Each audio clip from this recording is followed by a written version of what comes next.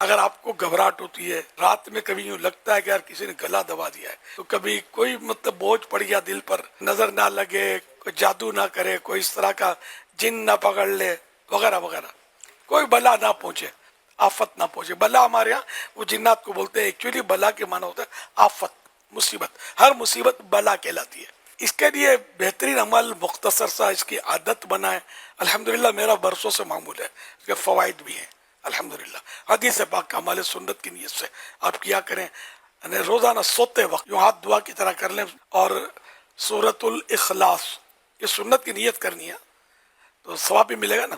سورۃ الاخلاص، قل هو اللہ شریف، سورہ فلق اور سورہ ناس، یہ ایک ایک بار پڑھ لیں، چھو کر لیں. اور یہاں جہاں سے سر سنت یہ کہ چہرے سے شروع کرے، یعنی آگے سے شروع کرے، جہاں تک جسم کے ذرے ذرے پر جہاں تک ہاتھ پہنچ سکتا ہے، کپڑوں پر جہاں جہاں تک ہاتھ پہنچتا ہے وہ مطلب ہاتھ پہنچانا ہے. یہ ہوا ایک بار.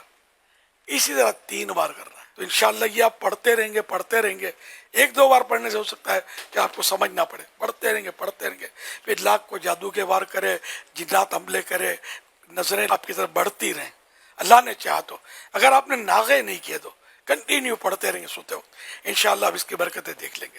سنت ہے، میرے آقا یہ کرتے تھے صلی اللہ علیہ وسلم. جو فعل آقا کریں یار وہ کتنا اہم ہوتا ہوگا. یہ آپ کریں گے، حصار ہے یہ حدیث پاک میں دیا گیا ہے. حصار بہت پیارا ہے، بہت مزے کا ہے، فائدے والا ہے الحمدللہ.